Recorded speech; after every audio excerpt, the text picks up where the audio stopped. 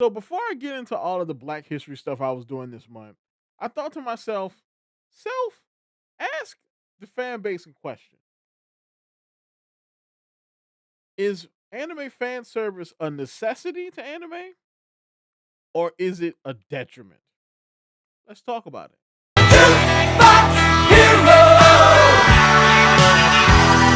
What is up, YouTube? My name is Mario, aka the Loot Box Hero. Check out the. What is up, YouTube? My name is Mario, aka the Real Super Mario. Check out the main channel because the main channel is popping. Over there, I cover some more lighthearted topics, video games, anime. Well, usually anime, but I'm over here this week. Pokemon, Overwatch, all that kind of stuff. So you can check me out over there, aka the Loot Box Hero, aka YouTube's greatest fat man here, bringing you another video.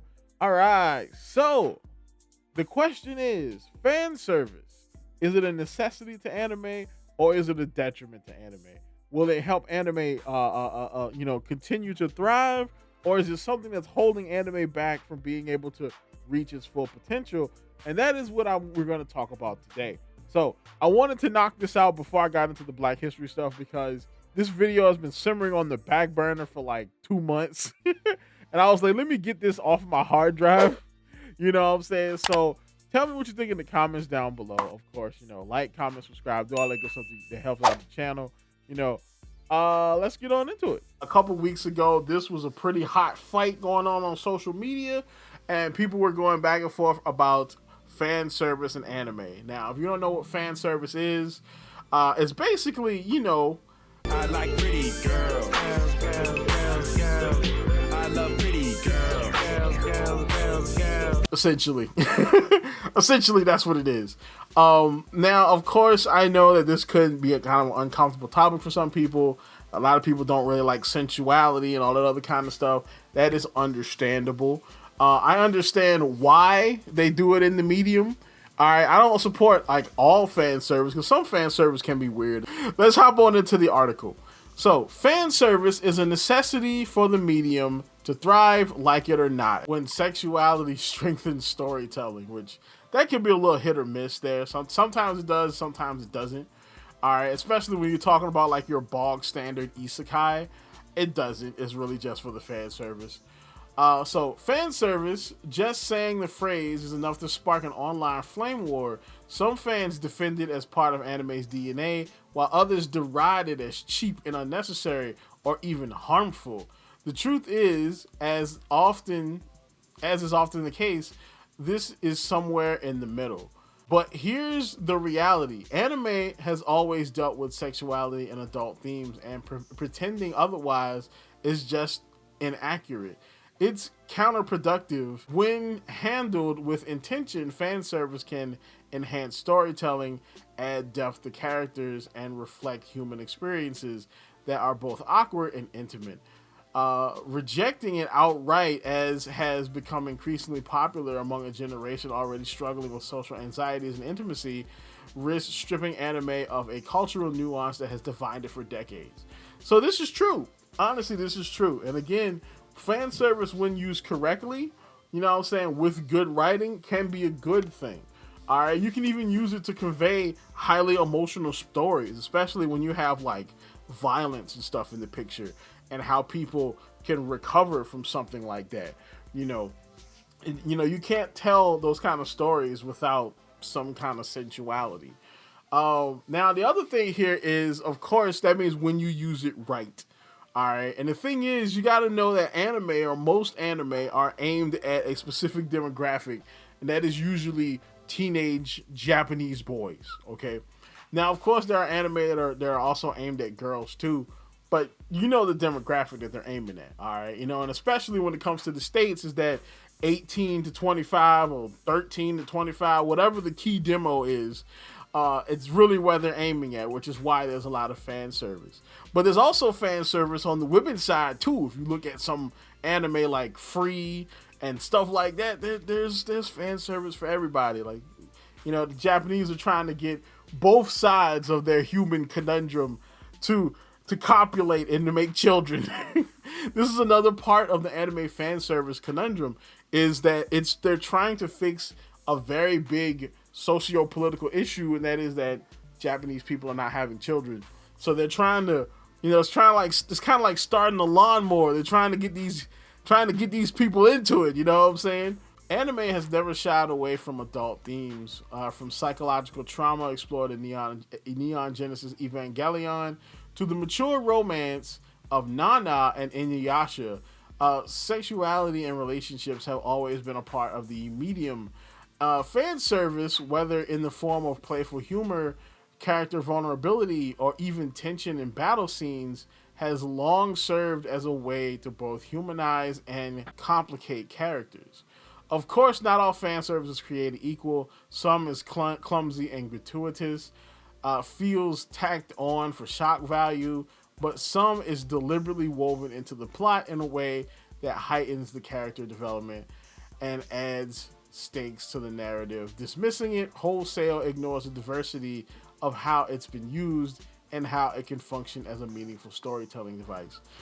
This is true, all right, especially if you like trash anime. Now, personally, I'm not like a uber trash anime fan, but I do have my taste cuts of garbage. You have like Scum's Wish, Domestic Girlfriend. I even dabbled with Rent a Girlfriend for a while, but that was like an abusive relationship and I had to get out. You know what I'm saying? I'll be honest with you, But story like fan service can be a big element in storytelling. But of course there is like the negative aspects of fan service, like say, High School of the Dead.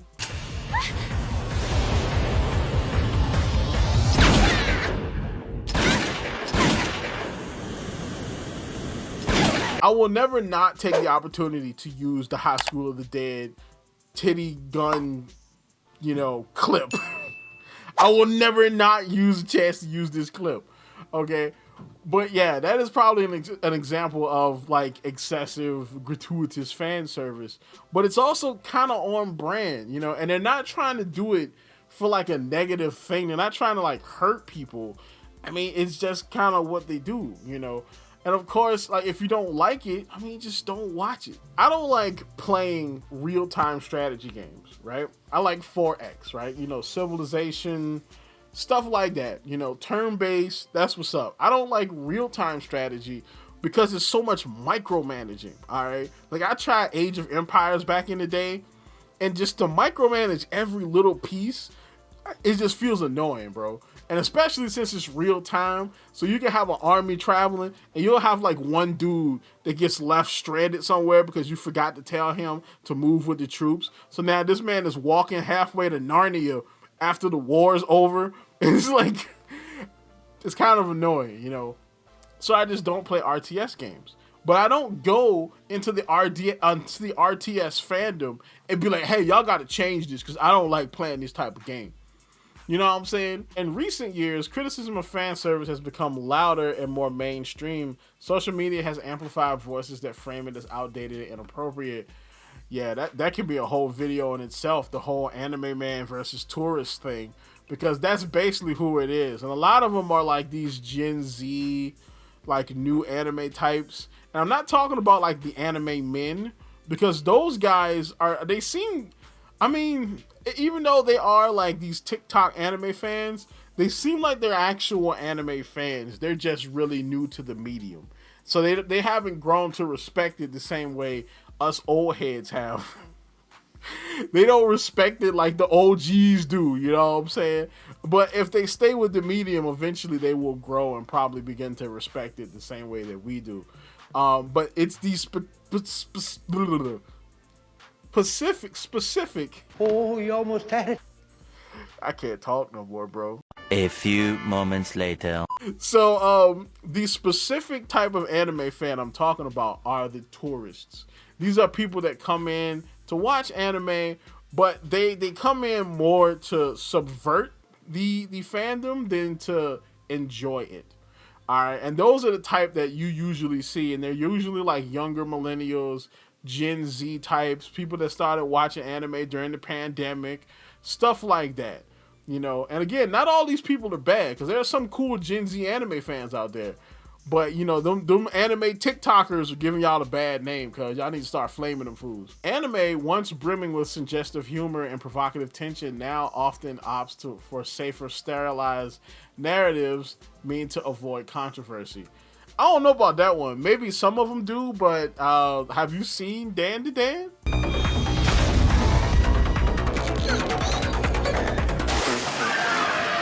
I don't think anime is slowing down, bro. This cultural shift isn't happening in isolation. Studies and surveys suggest that younger generations are increasingly anxious about intimacy. Rising social isolation, digital-first lifestyles, and a climate of hypercritical online discourse have contributed to a climate where many people are more comfortable avoiding depictions of sex altogether.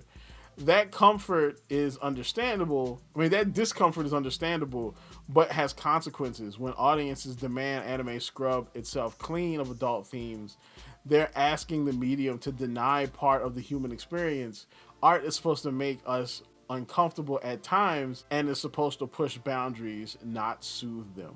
And they're not wrong. This is spot on. All right, I disagree with some parts of it, you know what I'm saying? But this is spot on, like 100%. Anime is supposed to kind of like push your boundaries, or at least art in general. But the thing is, if it pushes your boundaries too far, just don't watch it. All right, just don't indulge in it. As simple as that. Like, I avoid most of the overt lolly stuff, right? I avoid most of that altogether. One of the reasons why I didn't finish watching Dragon Maid is because I was worried they was gonna do something weird with the dragon lolly. Okay. I don't think they did at the end of the day, but still, I haven't finished the show.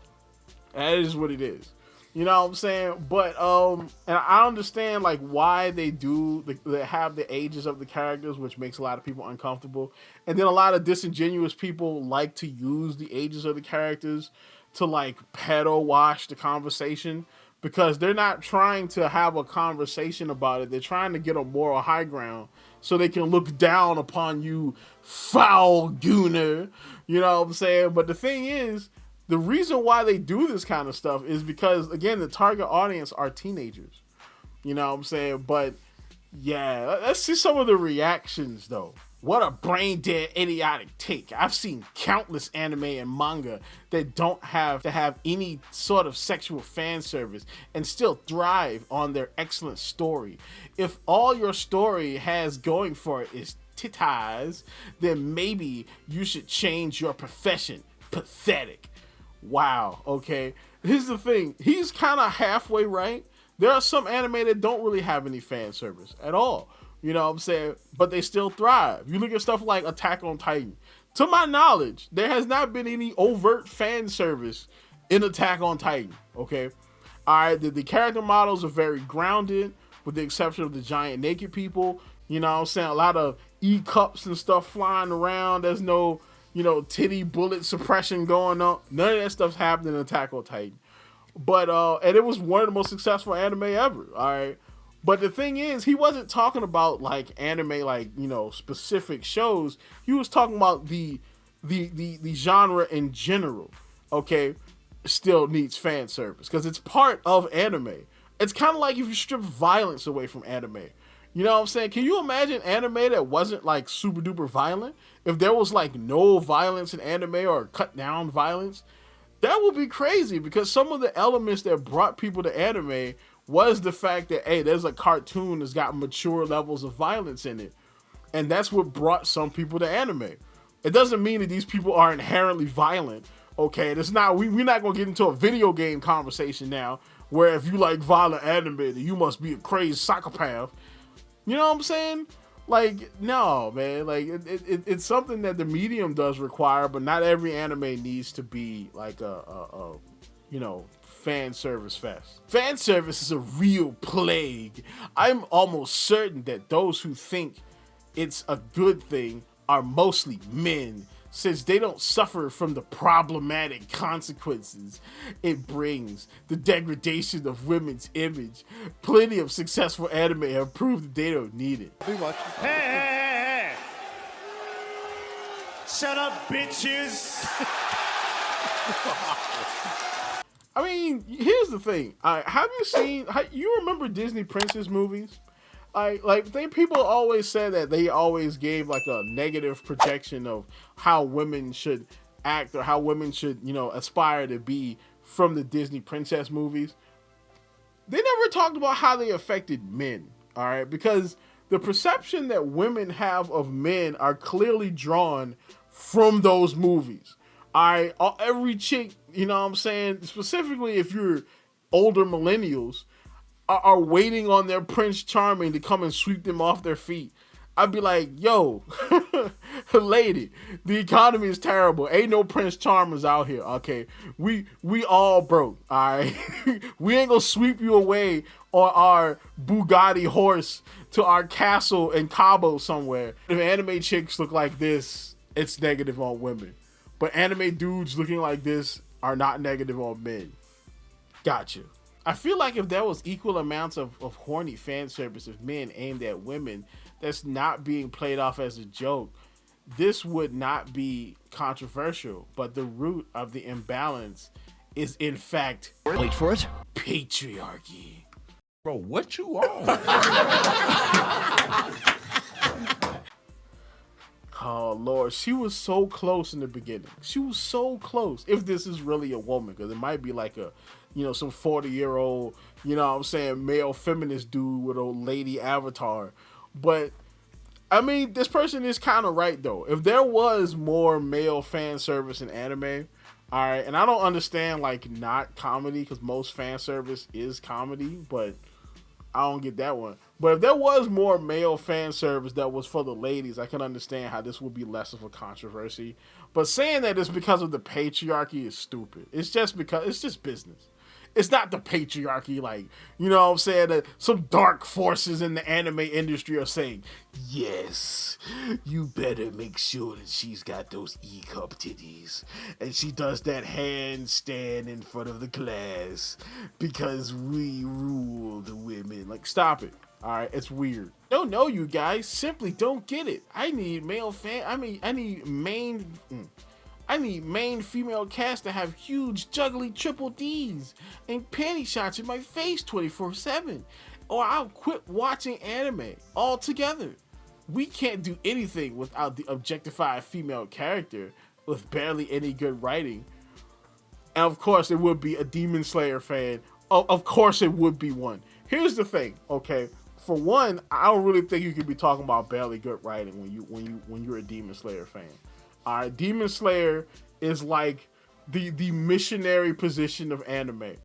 And okay, as much as I like Demon Slayer, all right, and I kind of bag on people that hate on Demon Slayer. Y'all can't be out here talking about freaking good writing, okay? All right, y'all are barely there, okay? Y'all are barely there, all right, as far as being good when it comes to being a shonen. Don't get ahead of yourselves just because y'all had a movie that made some good money. Okay. Two, people who say that anime needs fan service 24/7, that is on the extreme end, opposite end of the spectrum. And it's not good. But most people aren't saying they need it 24/7. They just say that it needs to be a part of the medium, period. All right, because people like you say that it don't need to be a part of the medium. There needs to be a friendly middle ground here. All right, where, oh yeah, we should have some fan service. It shouldn't be all the time. It shouldn't be on every female character. All right, but we do need it. You know what I'm saying? Find middle ground. All right, if y'all was more close to the middle, this wouldn't be that controversial. So that's about it for this. Tell me what you think. Do you think anime needs fan service to survive? You know what I'm saying? Or is it just as old gooners trying to hold on to their goon? Tell me what you think in the comments down below. Like, comment, subscribe, and as always, people, keep it real.